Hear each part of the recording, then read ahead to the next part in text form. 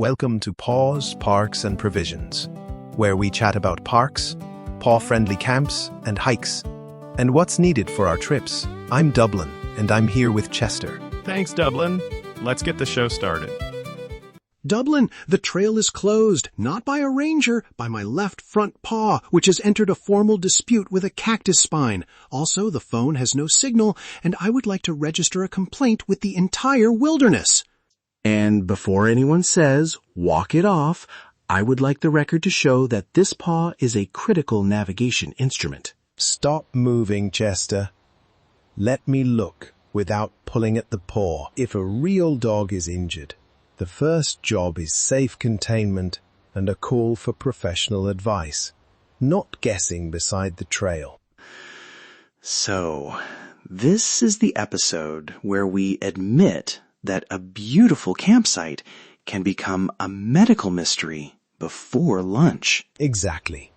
Welcome to Paws, Parks and Provisions, the ultimate roadmap for adventuring across the US with your dogs. I'm Dublin, and I'm here with my grandson, Chester. Director of Perimeter Security, Emergency Snack Preservation, and now apparently cactus negotiations. Today, we're building a system for those moments. Map the help, save the records, pack a lean kit, and decide before the trip what makes you turn around. The safest emergency kit is a decision you made before the emergency. No need to spin your wheels.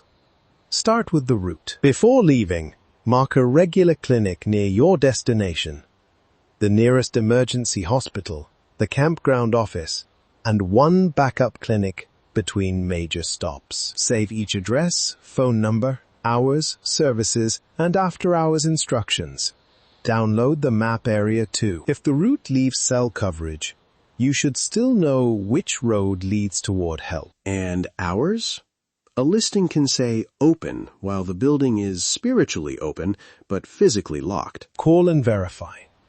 Ask whether they accept urgent cases, whether they have overnight service, and what to do after hours. A rural clinic may be excellent and still have limited capacity. I checked the next route. The nearest emergency hospital is 2 hours and 12 minutes away. That is not a distance. That is a strategy. Right.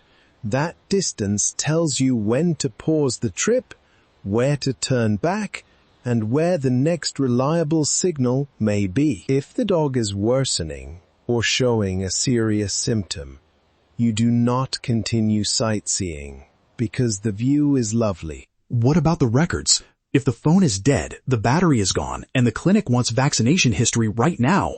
Keep a paper copy in the glove box. Store a digital copy offline as well. Include vaccination history, allergies, current prescriptions, known conditions, your regular veterinarian's contact details, and a recent photo. A recent photo is mission critical. I change expression dramatically when snacks are delayed. A compact organizer can keep those records, prescribed medications, contact cards, and basic supplies together. Today's featured travel organizer fits the sponsor slot because it supports the routine without taking over the RV. I approved it after a rigorous inspection. The leash has a home, the flashlight has a home, and the gauze is no longer hiding behind a bag of trail mix. That is the useful part. Organization. It is not veterinary advice, and it cannot tell you what a symptom means. It simply helps you find what you prepared when your hands are already shaking. Let's field test the plan. Torn nail, cut paw, sudden vomiting, wildlife encounter, every one begins with the same question.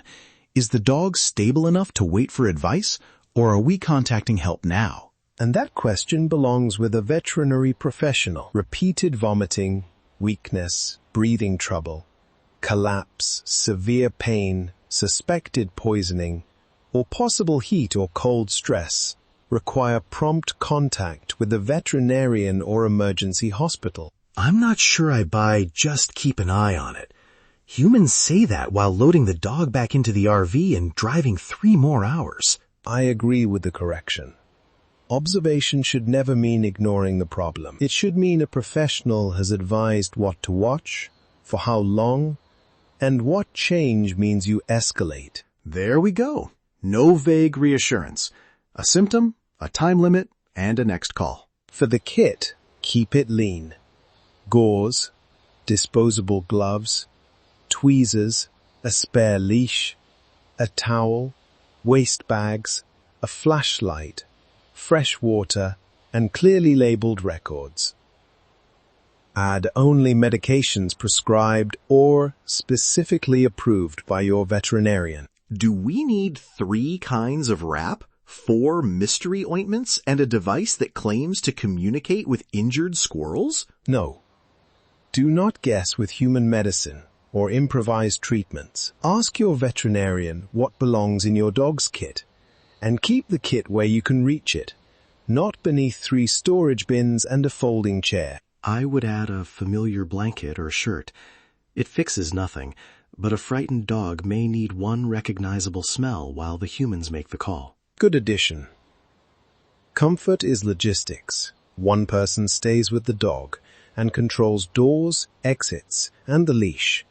The other handles the map, the phone, and the campground office. Secure the rig, secure the patient.